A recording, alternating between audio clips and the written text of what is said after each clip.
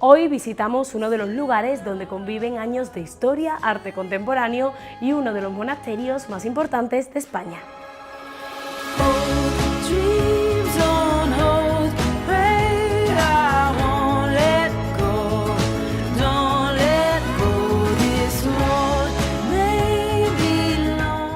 Fue el símbolo de parte de la Revolución Industrial porque aquí estuvo una de las fábricas de loza más importantes de España, la fábrica de la Cartuja, y luego posteriormente se convirtió en el símbolo de la Exposición Universal de 1992.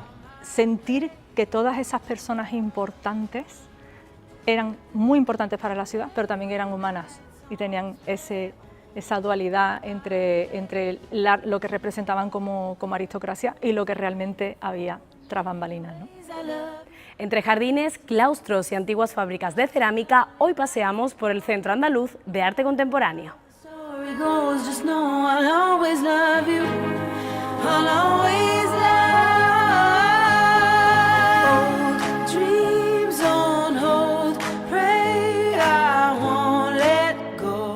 Hombre, Rafa, muy buena. Oye, qué maravilla, qué alegría tenerte aquí de nuevo en nuestro Paseando. Muchas gracias por invitarme de nuevo a pasear con vosotros. Eso es bueno. Paseamos la última vez por la exposición del 92 y nos hemos venido muy cerquita, aquí en la Cartuja, para conocer lo que es el Centro de Arte Contemporáneo, el antiguo monasterio de la Cartuja, que bueno, que nos vas a contar un poco más pues todo su origen y su evolución. Pues sí, estamos en un monumento, uno de los más importantes de Sevilla, un monasterio que fue quizás el monasterio más grande de Europa durante muchos siglos y también considerado como la segunda cartuja más rica de toda Europa después de la Cartuja de Pavía, que es bastante conocida e importante. Y además es un lugar con muchísima historia, la Cartuja de Santa María de las Cuevas, y se llama así por una sencilla razón, porque todo este terreno de aquí estaba lleno de cuevas, porque desde época almohade aquí se sacaba lo que es la arcilla para la cerámica de Triana. Entonces se hacían agujeros, se hacían cuevas y por eso a esta zona se la llamaba de las cuevas, ¿no? Y a partir de ahí pues es el origen de este asentamiento religioso, porque justo después de la llegada de los castellanos existe la leyenda que se encontró una imagen metida en una de esos agujeros, de esas cuevas, y a partir de ahí empezó con una pequeña ermita y poco a poco un convento, un monasterio.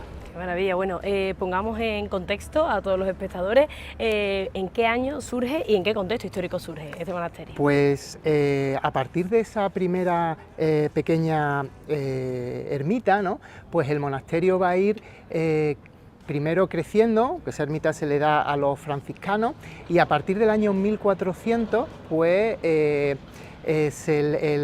arzobispo Gonzalo de Mena le va a dar a la Orden Cartuja, que tenía algunos monasterios ya en España, serán unos monjes del monasterio del Paular, que está en Madrid, que vendrán aquí y establecerán aquí la primera comunidad. Y esta comunidad pues se verá enriquecida por diversas familias que aportarán dinero y aportarán, pues serán mecenas de la comunidad e irá creciendo, creciendo, creciendo hasta convertirse en un complejo muy importante. Háblanos de las características que encontramos en esta fachada principal. Bueno, ¿qué rasgos arquitectónicos destacarías? Pues mira, esto que tenemos aquí, que es lo que nos da la bienvenida al monasterio de la Cartuja, es lo que se llama la capilla de afuera. Los monjes cartujos son unos monjes de clausura, tienen una serie de filtros entre el exterior, entre el mundo, digamos, civil, mundano, y ese mundo religioso contemplativo que está dentro. Y este era el primer filtro. Hay que tener en cuenta que esta puerta se abría hacia lo que es la Vega de Camas, ¿no? Hacia el Aljarafe.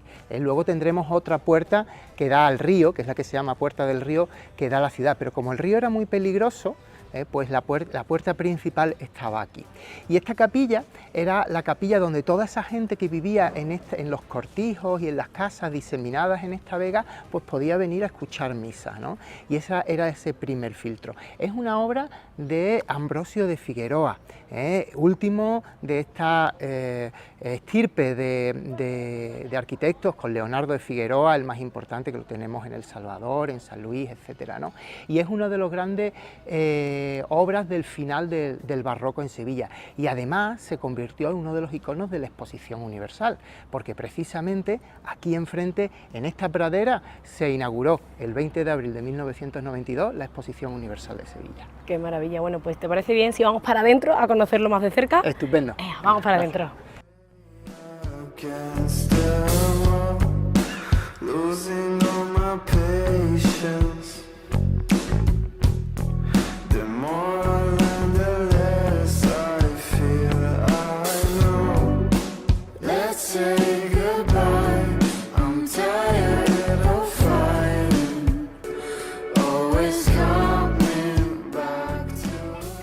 Bueno, Rafa, pues nada más entrar, hemos visto unos puntos esenciales, ¿no?, aquí en el centro andaluz. Exactamente.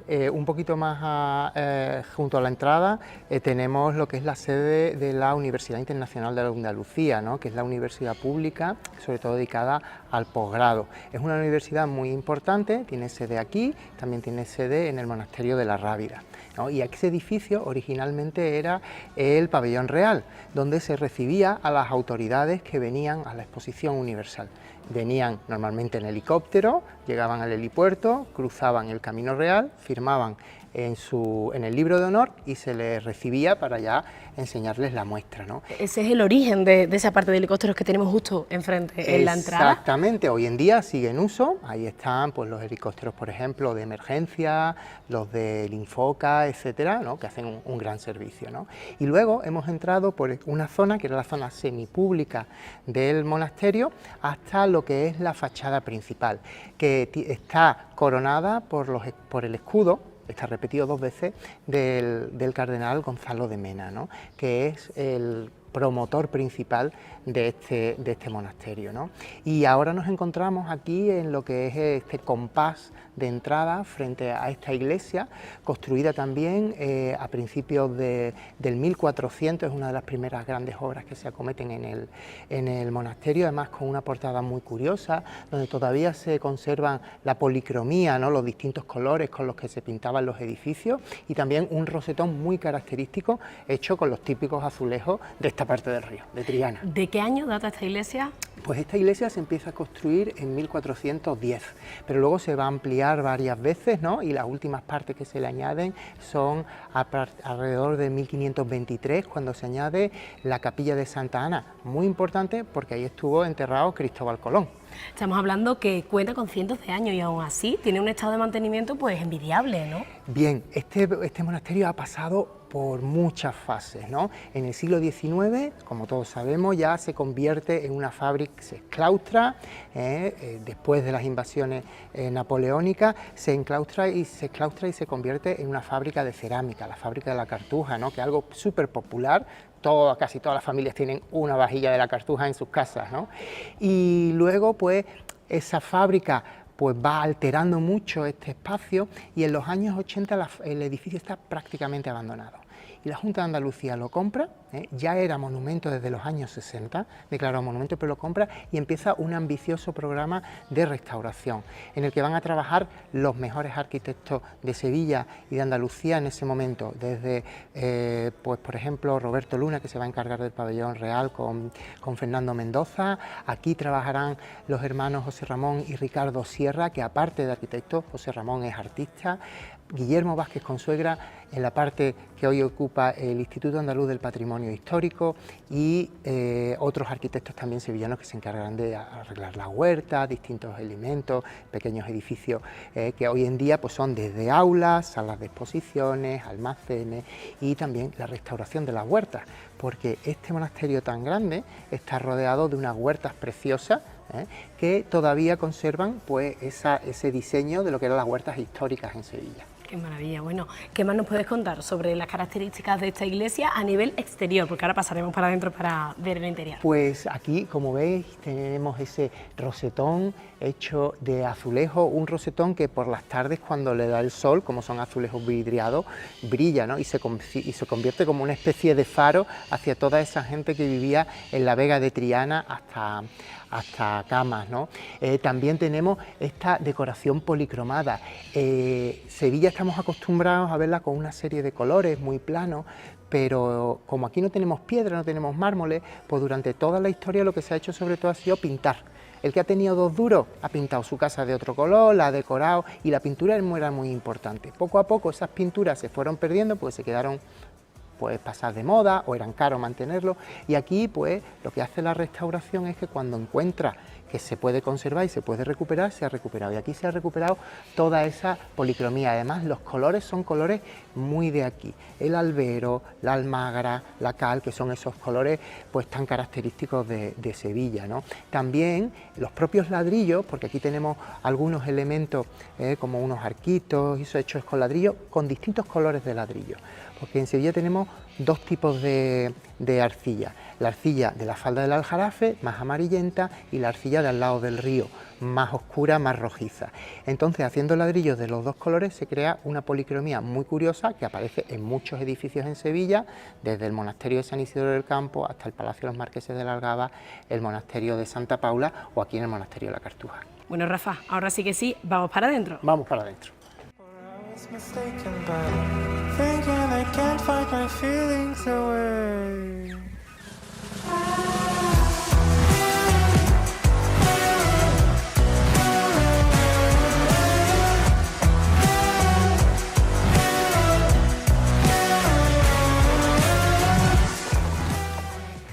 Impresionante, tal y como entramos en el interior de la iglesia, la altura que tiene el techo y bueno, y también las pinturas de las paredes. Exactamente, esta es una iglesia de una sola nave, ¿no? Los monasterios, los conventos normalmente tienen unas iglesias bastante sencillas, pero llama mucho la atención esa grandeza, porque ya habíamos dicho que este era un monasterio muy rico, y nada más entrar nos sorprende los restos de la policromía, de las pinturas que nos quedan en las paredes, ¿no? Que muestran esa riqueza que había en este convento, en este monasterio. Muchas veces usamos esas 2 palabras, pero bueno, convento es el edificio y la comunidad, y el monasterio es el edificio solo, ¿no? Que para que nos quede así un poquito más claro. Y bueno, nada más entrar nos encontramos justo aquí a nuestra derecha una capilla impresionante. Es la última adición que se hizo a la iglesia, ¿no? La capilla de Santa Ana. Una capilla muy importante no solamente en la historia del monasterio, sino también en la historia de América, porque este monasterio se eligió también la isla de la Cartuja para celebrar aquí la Exposición Universal, precisamente por la relación que tuvo este monasterio con la familia Colón y con Cristóbal Colón. Precisamente justo aquí estuvo enterrado Colón pues aproximadamente como unos 50 años, antes de que su familia decidiera trasladar su cuerpo a la isla de la Española, ¿no? O sea que nos encontramos sobre la anterior tumba de Colón, concretamente estaba aquí, y una vez que se desenterró, entiendo pues que dejó de tener uso, ¿no? Como mausoleo, y empezó a usarse como sala de exposiciones. Bueno, esto fue una capilla durante mucho tiempo de la iglesia, ¿no? Pero luego ya será a partir de la renovación que se hace en los años 80 y después de la Exposición Universal cuando este edificio se convertirá en el Centro Andaluz de Arte Contemporáneo. Eso es, bueno, actualmente aquí en esta capilla encontramos ya una de esas exposiciones, de las muchas que alberga el Centro Andaluz de Arte Contemporáneo, pero las características de aquí arriba son impresionantes, eso se han mantenido intactos. Eso se ha mantenido intacto, se ha recuperado todo lo que se podía recuperar, a pesar de todos los avatares que ha tenido el edificio, y este espacio tan grande y tan magnífico pues sirve para albergar esas exposiciones de gran formato, porque el arte contemporáneo muchas veces se caracteriza porque son obras muy grandes que nos impresionan, entonces este es un lugar ideal para hacer este tipo de exposiciones y también de instalaciones. Este centro tiene relación con Cristóbal Colón. ¿Hay otros protagonistas pues, principales, ¿no? que hayan pasado por aquí o que hayan tenido algún tipo de contacto o vínculo? Bueno, la familia Colón, Cristóbal Colón, preparó varias de sus expediciones desde aquí. Él vivió en la hospedería que tenían aquí los monjes, era muy amigo de algunos de los principales monjes de este monasterio, ¿no? Y luego, bueno, pues por aquí pasaron reyes. Como era un monasterio tan rico, pues cuando venía algún rey a Sevilla, pues se le prepararon aquí algunas de esas fiestas y recepciones. Algunas de ellas en que las descripciones llega tan curioso que prepararon hasta fuentes, como vemos hoy en día en las bodas de estas de chocolate, no sé qué, pero de vino. Una de vino blanco, otra de vino tinto y así, ¿no? Que tampoco que los monjes cartujos eran unos monjes muy serios, muy contemplativos, pero bueno, también tenían mucho dinero, y cuando había que agasajar a alguien, lo agasajaban bien. Entonces, Rafa, aquí se han hospedado pues personajes muy relevantes, ¿no?, de la historia. Exactamente, y además no solamente se han hospedado, sino que han trabajado aquí algunos de los pintores más importantes de Sevilla. Por ejemplo, son conocidísimas las obras que Zurbarán pintó para este monasterio, que hoy en día se conservan en el Museo de Bellas Artes. La colección artística de este monasterio, pues bueno, pues con la invasión francesa, con las desamortizaciones, se perdió totalmente y bueno, pues hoy en día está repartido por algunos de los mejores museos del mundo. Fantástico, bueno, pues vamos a conocer un poco más sobre el uso actualmente que tiene el Centro Andaluz de Arte Contemporáneo con esas exposiciones que alberga y bueno, si te parece bien, me esperas en el claustro y ahora seguimos paseando por aquí. Perfecto, allí nos vemos. Pues no te Gracias.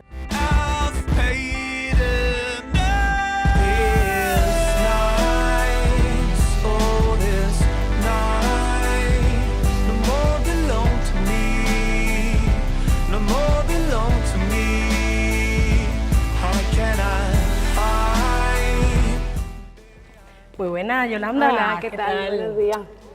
¿Qué tal? Bueno, Yolanda, tú eres responsable de exposiciones en el Sí. Centro Andaluz de Arte Contemporáneo y bueno, cuéntanos un poco cuál es el uso actual que se le da realmente en cuanto a todo lo artístico, ¿no?, y todas las exposiciones que tienen lugar aquí. Bueno, pues desde el año 97 que se instaló aquí el Centro Andaluz de Arte Contemporáneo y esta es su sede principal porque tenemos otra en Córdoba, pues todos los espacios monumentales se dedican a exposiciones y actividades también de arte contemporáneo. Nos encontramos en la iglesia, uno de los puntos claves, ¿no?, del centro, y aquí concretamente ahora pues alberga una de las muchas exposiciones que tenéis durante todo el año. Sí, tenemos la exposición del artista Virginia Chiota, que es una artista de Zimbabue, que bueno, ha hecho un proyecto específico para este espacio porque una de las características especiales, digamos, de este espacio es que, bueno, con esta arquitectura no todas las exposiciones se pueden exponer aquí, entonces, bueno, tenemos que ir haciendo una programación que adapte cada una de las exposiciones que se programan a cada uno de los espacios muy distintos que tenemos en el museo. ¿Qué cribado hacéis aquí a la hora de seleccionar las exposiciones que tienen o no lugar? Bueno, es la dirección la que va marcando la programación anual, pero desde hace ya bastantes años se marcan varias líneas de trabajo, ¿no? Por una parte, un apoyo constante a la trayectoria de los artistas andaluces, que para eso somos el Centro Andaluz de Arte Contemporáneo y además hay artistas andaluces con los que hemos empezado a trabajar cuando eran muy jóvenes y ahora vamos viendo cómo a lo mejor tienen aquí una exposición individual, luego además tienen una exposición individual fuera y los vamos viendo crecer, ¿no?, por así decirlo. Luego, por otra parte, traer a Andalucía las últimas tendencias tanto de arte contemporáneo nacional como también internacional. Creemos que somos el centro que tiene que recibir a los artistas más importantes del panorama mundial para que los artistas andaluces y el público puedan empaparse sin salir de Andalucía de todas esas últimas tendencias del arte, ¿no? Y por otra parte también procuramos que las actividades acompañen a estas exposiciones con un amplio programa de danza, de cine, de charlas, conferencias, visitas guiadas, talleres educativos, para que en todo ese conjunto ofrezcamos a la ciudadanía una atractiva programación y que puedan venir al museo tanto a aprender, a disfrutar del arte, pero también a divertirse. ¿Qué número de exposiciones puede albergar actualmente el Centro Andaluz de Arte Contemporáneo? Bueno, tenemos más o menos 4 espacios fundamentales de exposición, esta zona monumental que es donde estamos y 3 grandes claustrones. También utilizamos diferentes capillas para proyectos más pequeños, específicos. Más o menos podemos tener a la vez entre 6 y 7 exposiciones. Y luego a lo largo del año pues vamos abriendo y cerrando los diferentes espacios para garantizar que siempre haya varias exposiciones que el público pueda visitar, aunque tengamos algunos espacios en montaje o desmontaje. Cuéntanos, Yolanda, ¿cómo es la acogida por parte del público? ¿Vienen más visitantes nacionales, internacionales? Vienen más visitantes nacionales, pero bueno, también tenemos una gran afluencia de público internacional y también andaluz, y tenemos muchísimos colegios, prácticamente a diario recibimos entre 80 y 100 niños escolares. Los fines de semana pues es más un visitante que viene o bien de turismo o bien visitante individual, no tanto en grupo. pero sí que recibimos visitantes de muchas nacionalidades y también un público como muy fiel, que viene a todas las exposiciones, a las inauguraciones, a las actividades, y es bonito ver también cómo vienen niños de colegio y luego vienen con sus padres porque la visita con el colegio les ha gustado y son los propios niños los que vienen, los que traen a los padres al museo, ¿no? Entonces, bueno, creemos que sí, evidentemente hay exposiciones que tienen como un sector de público más concreto y otras que otro, entonces por eso también intentamos siempre combinar exposiciones de diferentes tipos para que todo el mundo tenga algo con el que se pueda identificar. ¿Y el visitante sevillano sigue viniendo aquí repetidamente a ver las nuevas exposiciones o ya no tanto? Sí, es lo bueno de que somos un museo como muy vivo, todos los meses prácticamente abrimos una exposición nueva, entonces bueno, sí que es verdad que a lo mejor otro tipo de museo en el que ya has visto la exposición permanente, puedes volver y volver muchas veces, pero vas a tener siempre la misma exposición permanente. Nosotros, como estamos constantemente cambiando las exposiciones, el público sevillano que tiene interés en el arte contemporáneo sí viene frecuentemente a las exposiciones, participa en los talleres educativos, viene al cine de verano, viene a los conciertos en verano, entonces sí que tenemos un público muy fiel que repite. Cuéntanos cómo ha sido la evolución del Centro Andaluz de Arte Contemporáneo a lo largo de los años, porque no hay nadie mejor que tú para decírnoslo, Yolanda, que llevas aquí pues casi 2 décadas. Sí. Pues bueno, yo creo que es así, el número de visitantes ha ido siempre en aumento, siempre ha ido en aumento, salvo los años del COVID, que todas las instituciones culturales, porque estuvieron cerradas un tiempo, tuvieron una reducción de visitantes, siempre ha habido un aumento de las visitas y también en medios culturales, en prensa y tal, estamos recibiendo muy buena crítica, o sea que creo y además intentamos hacer un buen trabajo para que sea del interés del público. Cómo ha evolucionado también el aprovechamiento de cada rincón, ¿no? Y cada espacio de este centro para aprovecharlo al máximo en cuanto a posiciones. Sí, sí que es verdad que hace tiempo solo se utilizaban a lo mejor más para exposiciones los grandes claustrones, pero poco a poco el arte contemporáneo ha ido como colonizando cada uno de los espacios y es verdad que hace un tiempo empezamos a hacer proyectos específicos con artistas en pequeñas capillas y funciona muy bien porque además a los artistas les parece como súper atractivo, sobre todo a un determinado grupo de artistas que además trabajan a lo mejor en relación con la historia, con el patrimonio, con el archivo y les interesa todo eso, cuando se enfrentan a un espacio de una capilla monumental de este museo, pues como un aliciente, ¿no? Y les ayuda a crear cosas nuevas que a lo mejor no hubieran hecho para otro sitio que no les brinde esta arquitectura. Entonces, bueno, cada vez más estamos utilizando espacios interiores, exteriores, malo para nosotros porque cada vez hacemos más cosas en más diferentes sitios, estamos ya como locos ocupando todos los espacios, pero se crean unas lecturas muy bonitas que son muy enriquecedoras tanto para el equipo como para el público como para los propios artistas. ¿Tenéis algún proyecto a medio o largo plazo próximamente en mente en cuanto a renovación, novedad? Bueno, el mayor proyecto que tenemos a medio y largo plazo es nuestro pabellón del siglo XV, que vamos a inaugurar, esperamos, el año que viene, en el 2027, que es un edificio, el Cubo Blanco, que tenemos aquí dentro del recinto de nuestro monasterio, que es un edificio del año 92, que se ha rehabilitado como sede de nuestra colección permanente. Entonces vamos en breve a empezar a planificar el traslado de toda nuestra colección de arte contemporáneo, que son más de 4.000 piezas. Allí tendremos el área de reserva de toda esa colección, que además será un área de reserva visible y visitable para el público, y 3 salas de exposiciones temporales que iremos rotando con exposiciones temporales de la colección, a las que a lo mejor incorporamos en algunos momentos préstamos que complementen lecturas de nuestras propias piezas, y desde luego ese es el proyecto más grande que ha tenido este museo desde que se creó. Fantástico. Yolanda, muchísimas gracias, a vosotros por acercarnos un poco más a este maravilloso centro de arte. Muchas gracias. Y vamos a seguir visitándolo. Gracias.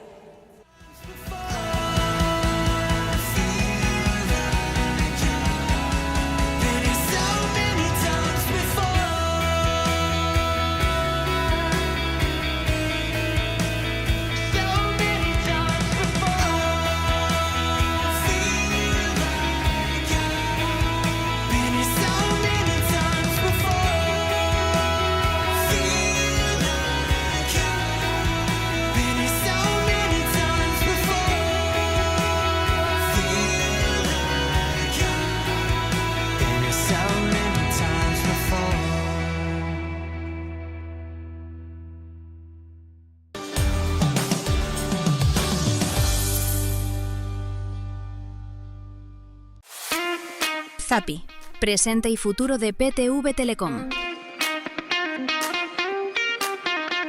Nuestro STV, un dispositivo único que convierte cualquier televisor en una experiencia inteligente, sencilla y sin límites. Miles de títulos a la carta y contenidos locales que nos hacen diferentes. Ahora todo ese contenido tiene su espacio propio. Más PTV, una sección exclusiva donde encontrarás lo mejor de PTV, tanto en directo como a la carta.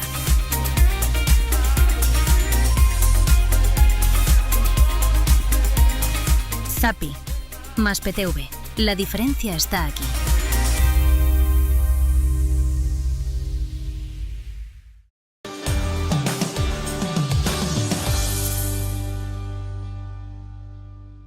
Bueno, pues ya está aquí de nuevo, Rafa. Muy bien. Bueno, pues vamos a seguir conociendo más de este antiguo monasterio y nos hemos venido hasta uno de los puntos principales, hasta el claustro. Esto era esencial para saber cómo era la vida, ¿no?, aquí en el monasterio, que si te parece bien vamos a conocer un poco más sobre eso. Pues sí, la vida en un monasterio cartujo era, digamos que una vida muy ascética. Los monjes cartujos pues practicaban el ora et labora, el orar y trabajar, pero de una manera en la que la comunidad, cada uno, tenía una celda y un huerto en el que trabajaba. Y luego tenían unos espacios comunes donde se reunían. Y ese es uno de esos principales espacios comunes, que es el claustrillo. El monasterio tuvo 4 claustros.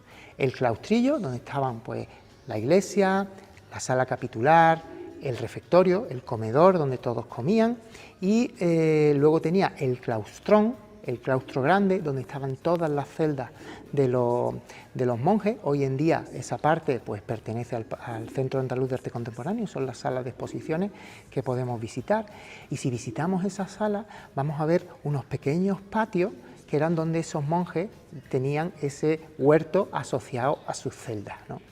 Pero claro, aquí los monjes no entraban un día, oye, yo quiero ser monje, me voy a hacer monje. No, tenía que pasar un proceso. Entonces estaban los legos, que son esos novicios que empiezan su carrera religiosa, y esos tenían otro claustro, otra zona, que es la zona que hoy en día es la zona Fabril, donde está el Instituto Andaluz del Patrimonio Histórico. Y ese claustro se ha recuperado hace poco con una nueva sala de exposiciones que ha hecho el arquitecto Paco Reina, pues un espacio magnífico. Y luego había otro claustro más, el claustro de San Miguel, que es que ya está desaparecido, porque bueno, el edificio se transformó muchísimo. Pero sin embargo, este claustro era el corazón de la vida diaria de los monjes, ¿no? Después de sus oraciones, pues pasaban por aquí, se reunían, pues hacían esa parte de vida en común que tenían. Cuéntanos un poco más sobre las características de este claustrillo, uno de los 4 que había. Tenemos unas columnas que llaman mucho la atención en todo el entorno. Pues sí. Háblanos de las características. Pues mire, este claustro pues combina diversas influencias. Vemos aquí ese uso del ladrillo, de la arquitectura local, de esa arquitectura que llamamos mudéjar, y también tenemos una serie de columnas que tienen unas características muy especiales, porque estamos justo entre la Edad Media y el Renacimiento.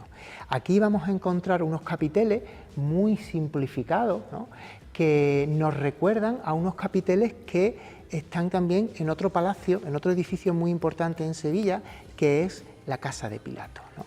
Hay que tener en cuenta que los grandes patrocinadores de este edificio fueron los Enríquez de Rivera, ¿no?, y de hecho estuvieron y están aquí enterrados, y es posible que se estuviera construyendo al mismo tiempo. Y luego estos fustos de las columnas con esos anillados pues casi que nos recuerdan al arte nazarí, a esas columnas de la Alhambra muy estilizadas, con esos detalles de esos anillos. Por lo tanto, hablan de ese sincretismo, de cómo es la arquitectura, el arte, la manera de ver la construcción en el sur de la península ibérica, en Andalucía, porque claro, nosotros somos una esponja y vamos sumando estilos. Aquí vemos partes góticas, decoraciones pues con azulejos, con trazas de arte islámico, ¿no?, esa convivencia que tendremos aquí durante siglos, ¿no? Y en este espacio pues también vamos a encontrar objetos artísticos, ¿no?, pues tumbas, elementos que pertenecían a esas tumbas, pues de esas personas que eran mecenas de este lugar. Y una de las más importantes pues están hoy en día en la sala capitular. Bueno, Rafa, entre los muchos elementos que encontramos en este claustro, me llama la atención dos esculturas de dos chicas que están en un lateral. Cuéntame, ¿quiénes son? Bueno, pues son la mujer y la hija de Hernán Cortés, que también fueron sepultadas aquí. Hay que ver que este era un espacio principal en Sevilla, ¿no? Y pertenecía y estaba patrocinado por alguna de las familias más importantes. Y la familia más importante aquí era la familia de los Enríquez de Ribera, de los adelantados mayores de Andalucía. No solo Catalina de Ribera, pues está aquí enterrada, sino también el primer duque de Alcalá, ¿no? El gran reformador de la casa de Pilatos, que encontramos aquí su lauda sepulcral. Este hombre fue virrey de Nápoles y es el que va a atraer arquitectos italianos, ¿no? Como Benvenuto Tortello, que rehará totalmente la casa de Pilatos, añadiendo un trocito de Italia en Sevilla. Además de esa escultura y de las columnas, ¿qué otros elementos destacarías de este claustro? Bueno, pues este claustro, esos arcos con esos arcos peraltados, con esos alfices que nos recuerdan todavía a la arquitectura islámica, ese uso de ladrillo, los alfarjes de madera, de pinos de Flandes, ¿no? Tenemos aquí una pequeña capillita, ¿no? Que es una de las partes más antiguas del monasterio, donde en su interior todavía se conservan bóvedas de barca de tradición islámica y lo que es el refectorio, donde se reunían los monjes a comer con su entrada y con su púlpito, porque hoy en día muchas veces vemos la tele mientras que estamos comiendo, pero en aquel entonces mientras comían pues se leían las escrituras, ¿no? También había una manera de entretenerse. Y estos monjes eran muy ascéticos, ¿no? Y por ejemplo no comían nunca carne, pero a veces necesitaban un poquito de proteína. Y en este monasterio hay un gran estanque donde criaban tortugas, porque las tortugas están ahí, que viven en tierra, en agua, no saben si es carne o pescado. Pues ellos comían esas tortugas, pues como había un vacío legal, a partir de eso, pues ahí pues tenían ese pequeño aporte de proteína. Y como ya hemos visto, cada uno en su celda tenía como una pequeña sala de estar, el dormitorio, una letrina y ese huertecito donde producían sus propios alimentos. ¿Alguna anécdota o leyenda curiosa que haya tenido lugar tanto aquí como en el monasterio? Bueno, este monasterio, aparte de acoger pues, a visitantes ilustres, etcétera, durante la ocupación francesa, pues los monjes fueron expulsados, se diezmó esa colección artística y luego volvieron los monjes, pero volvieron muy poquito tiempo porque al poco tiempo ya el monasterio se expropió y se vendió a Carlos Pitman para construir la fábrica. Esta fábrica era una fábrica con una mentalidad que existía sobre todo en el siglo XIX, de que las personas que trabajaban aquí fueran, pues sintieran esto como suyo y también poder trabajar aquí el máximo tiempo posible. Pues los niños de las familias, de las personas que trabajaban aquí, tenían su propia escuela, su propia guardería y todo, pues bueno, pues porque los padres, eso de la conciliación familiar, lo pudieran llevar un poquito mejor. Bueno, Rafa, ¿algo más que añadir de este lugar? Pues yo recomendaría, si queréis, que paséis a la sala capitular, porque ahí vais a descubrir algunas de las obras más importantes del Renacimiento en España. Perfecto, allí está Laura esperándome, ¿verdad? Estupendo, sí. Vale, genial. Venga. Pues nos vemos en Los Hornos, si te parece, muy bien. y seguimos recorriendo el centro. Venga, gracias, hasta ahora.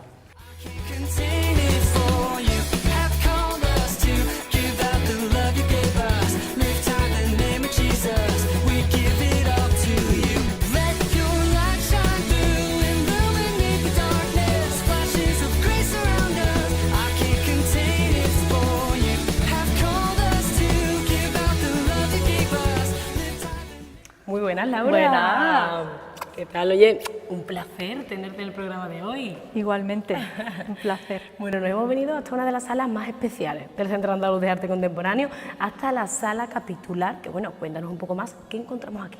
Bueno, aquí encontramos el cotilleo del siglo XV y XVI. También nos tenemos que ir un poquito al XIV, porque aquí tenemos a una familia completa, desde el siglo XIV hasta el siglo XVI, enterrada en esta sala capitular, porque ellos fueron los patronos de este convento, del monasterio de las Cuevas, Aproximadamente a finales del siglo XV, estamos hablando de 1499, se funda por el arzobispo Gonzalo de Mena, y después los Rivera le hacen un trato con los monjes, ¿no? Con el prior, y le dicen, bueno, si queréis que os ayudemos en las obras, pues nos tenéis que dejar un sitio para enterrarnos, porque eso era muy importante en la época, el tener un lugar donde descansar, que fuera un lugar importante, sobre todo para una familia tan importante como eran los Rivera y los Mendoza, después también los Portocarrero, los Enríquez, hasta los Cortés, hasta Hernán Cortés, imagínate. ¡Qué maravilla! Bueno, y hablando de las características de esta sala, porque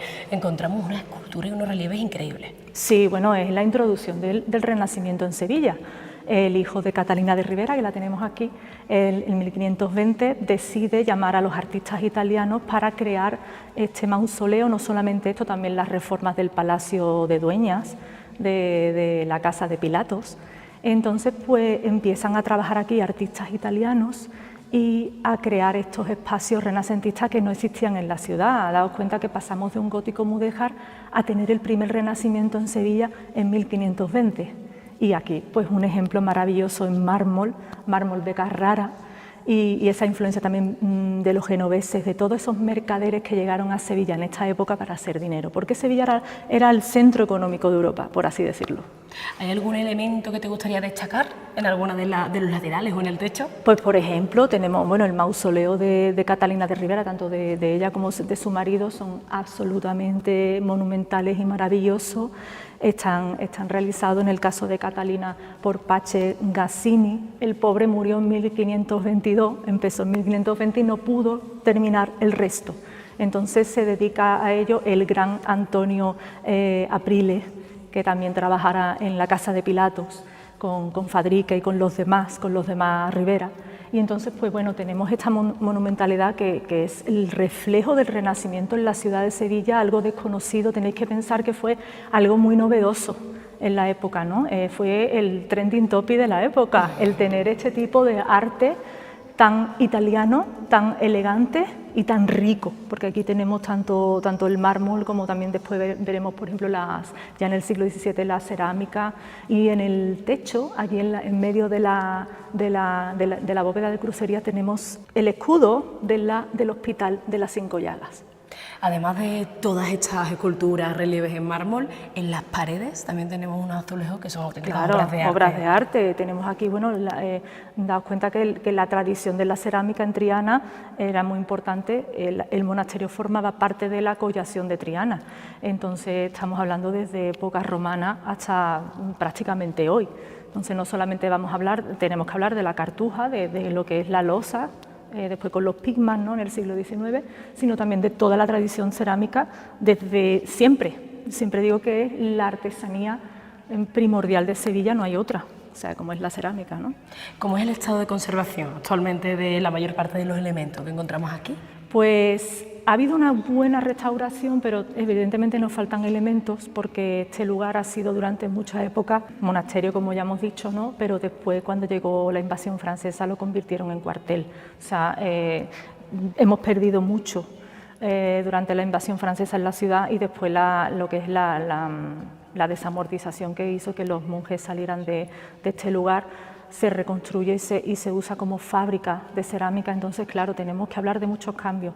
También es verdad que durante mucho tiempo, por ejemplo, los mausoleos, por ejemplo el de Catalina de Rivera, estuvo en el Panteón de los Ilustres Sevillanos. Anda. Entonces, claro, cuando llega el año 92, para la Expo del 92, se recupera otra vez lo que vemos aquí, y tenemos de nuevo a toda la familia junta.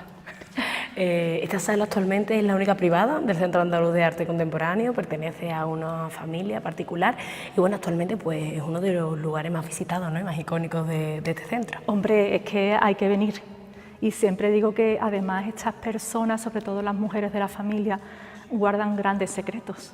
Y yo, que me dedico a estudiar sobre historia de las mujeres, pues claro, Catalina de Rivera, por ejemplo, fue la fundadora del primer hospital para mujeres de Europa. También fue la dueña de las almonas de Triana, fue la compradora de la Casa de Pilatos y el Palacio de Dueñas, y la que reformó, y la que pagó también parte de la construcción de la segunda planta del Alcázar. Estamos hablando de mujeres empoderadas, mujeres empresarias en la Sevilla, en este caso del siglo XV. También lo fue su madre, María de Mendoza. Y también lo fueron, por ejemplo, tanto Juana de Zúñiga como su hija Catalina Cortés, que fueron la segunda esposa de Hernán Cortés y la hija de Hernán Cortés, que estaban en el convento de Madre de Dios, y fueron las que pagaron no solamente la iglesia, sino también el retablo. Es que de eso nunca se habla, siempre se habla de los grandes nombres de hombres, ¿no? Pero nunca se habla de que el poder económico realmente, ellos estaban en la guerra, pero las que ostentaban el poder económico eran las mujeres en el siglo XV y XVI. Qué maravilla. Laura, antes de finalizar, ¿alguna anécdota o leyenda que esté relacionada con esta sala? Que seguro que hay muchas. Bueno, tengo muchas. Bueno, tenemos a Perafán de Rivera, el nieto de mi amiga Catalina, que tuvo un affair con Teresa Pinelo, que no era su esposa, su esposa era otra, el Pinelo de los genoveses, de la familia de los Pinelo, y tuvo a un santo, porque el hijo fue San Juan de Rivera, que tenemos sus reliquias en la catedral. Y otro de los cotilleos, pues bueno, cómo llega la familia Cortés a emparentar con la gran aristocracia sevillana, o sea, cómo consiguen terminar en este mausoleo y también en el claustro, ¿no? Así que es como, yo cuando voy al archivo digo, voy a ver el Ola del siglo XVI. Todo lo encuentras ahí. Todo lo encuentro ahí. Bueno, Laura, pues nada, muchas gracias por acercarnos a uno de los iconos, ¿no?, de este centro. Y bueno, espero verte pronto. Sí, cuando queráis. Paseando por Sevilla. Cuando queráis. Un besito. Ay, gracias y un placer. Gracias, hasta luego. No place on earth I'd rather be. And I could try to just follow the swell, but I'll never find this anywhere else. Bueno, pues yo ya estoy aquí de nuevo, Rafa. ¿Qué pasa? Bueno, nos hemos venido a uno de los puntos clave de cuando todo ese entorno era una fábrica. Exactamente, estamos en el claustrón. A nuestro alrededor estaban las celdas, originalmente las celdas de los monjes, pero cuando a principios del siglo XIX este monasterio pues se expropia, se desamortiza y lo va a comprar Carlos Pickman. Carlos Pickman es un empresario de origen inglés, pero que su familia ya estaba residiendo en Cádiz, ¿no? Y este hombre que se dedicaba a importar y exportar cosas se da cuenta de que ¿para qué tengo yo que estar comprando y vendiendo, y además sobre todo porque tenía que pagar hoy algo que está muy de moda hoy en día, ¿no?, lo que eran los aranceles? ¿Por qué no voy a producir aquí en España, ¿no?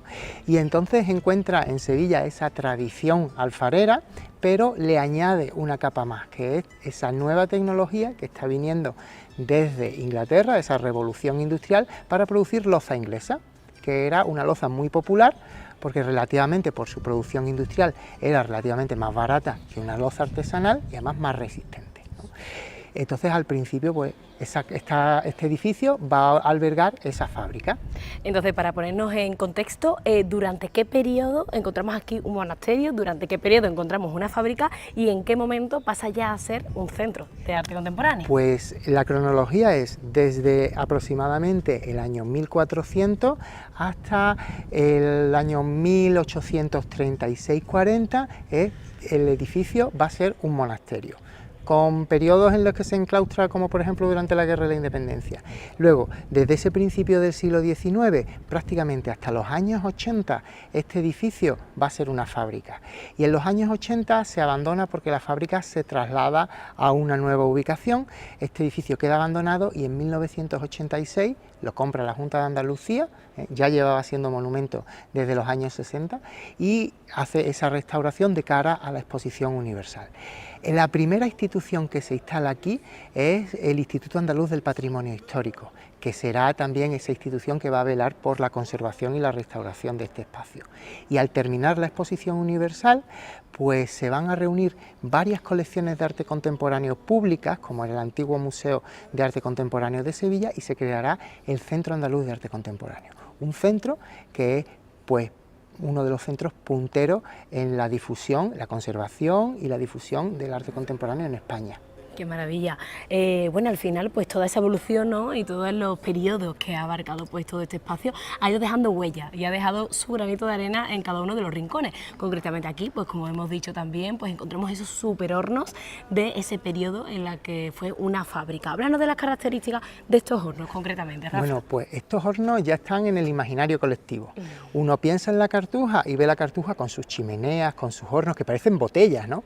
Tanto influido que ahora, por ejemplo, si vamos por la calle y vemos, o vamos a cualquier tienda esta que venden incienso, cosas cofrades y tal, pues tenemos esos incenciarios en forma de horno de la Cartuja, ¿no? E incluso hay perfume con forma de hornos de la Cartuja, ¿no?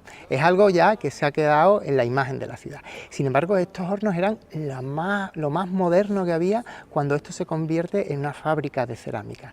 Había que producir mucha cerámica de forma uniforme, se necesitaban altas temperaturas que en los hornos tradicionales sevillanos costaba más conseguir, ¿no? Entonces se importa esta técnica desde Inglaterra y se construyen una serie de hornos. No se conservan todos, se conservan algunos, los que estaban en mejores condiciones, otros se han perdido, pero sin embargo los podemos encontrar. Si paseamos por aquí, por la Cartuja, por el Centro de Arte Contemporáneo, podremos encontrar sus huellas que se han querido mantener como esas huellas de la historia. ¿Hay algo que te gustaría resaltar sobre esa etapa industrial de este espacio? Bueno, pues Sevilla fue en el siglo XVIII, antes de la Revolución Industrial, una ciudad industrial muy importante. Pero es que, sin embargo, también durante la Revolución Industrial muchas veces pensamos en que Andalucía no fue una zona industrializada. Sin embargo, Andalucía va a ser de las primeras zonas que se industrializan en España, antes incluso que Cataluña o que el País Vasco. Desde las siderurgias de Málaga, pasando por las minas de Huelva, pasando por fábricas como esta que fueron punteras en la introducción del vapor. De hecho, la chimenea principal que tenemos aquí en la Cartuja era también para usar en máquinas de vapor que ayudaban a la fabricación de todos estos objetos. Qué maravilla. Bueno, Rafa, ahora sí que sí nos vamos acercando al final, todavía no estamos ya a puntito, pero vamos a ir a otro de los puntos clave, yo diría que uno de los más mágicos, ¿no?, de este centro. Exactamente, sí, pues vamos para allá que estaremos un poquito más fresquitos. Venga, vamos para allá.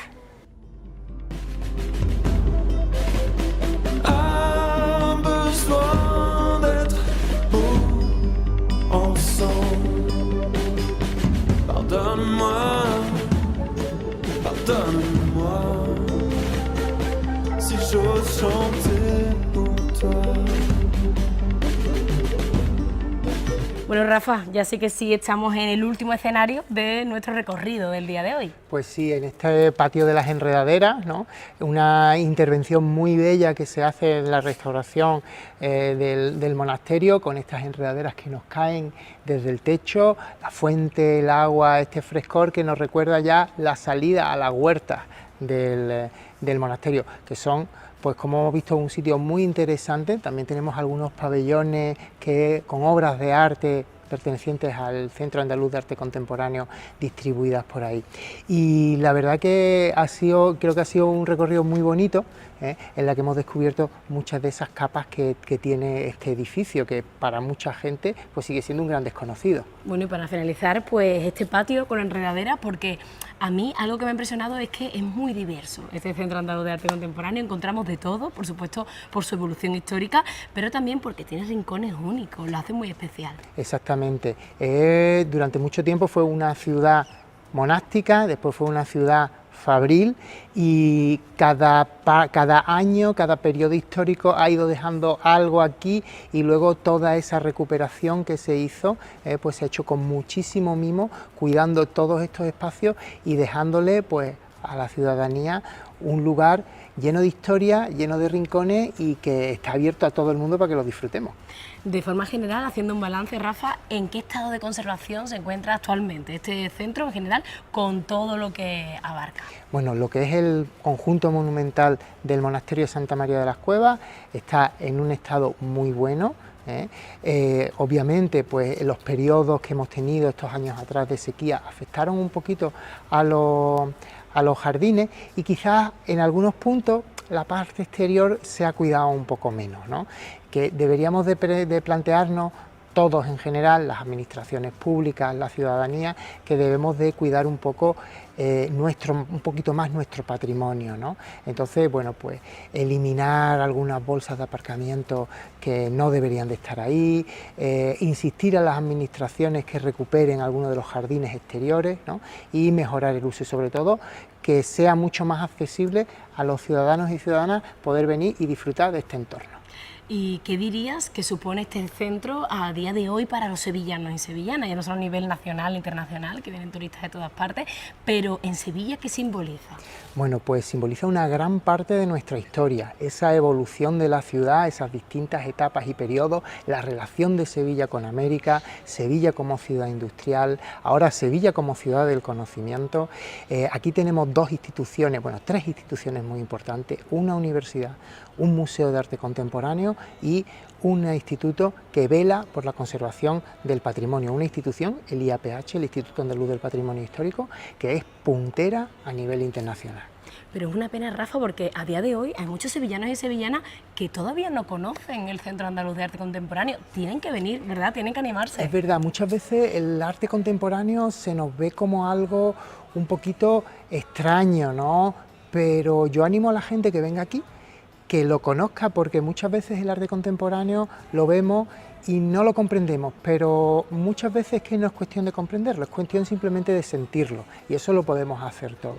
Y también esta institución, como museo que es, tiene programas para que uno conozca, las personas conozcan este arte, tanto la producción de autores andaluces como internacionales que vienen aquí, pues a través de programas didácticos, visitas comentadas, muchísimas actividades, pero no solamente relacionadas con el arte contemporáneo, sino también relacionadas con otras artes como la música, pues aquí hay festivales, con el cine, proyecciones, etc. Esto es un centro súper vivo, es uno de los museos con más visitas que tiene en Andalucía, pero sin embargo para muchos sevillanos y sevillanas sigue siendo un desconocido, porque a veces nos cuesta cruzar el puente aquí a la isla de la Cartuja. Pero bueno, que no cueste, que merece la pena. Merece la pena y está abierto prácticamente todos los días. Exactamente, pues hagamos que merezca la pena cruzar ese puente y disfrutar pues de cada rincón de este antiguo monasterio, fábrica y actualmente pues centro cultural.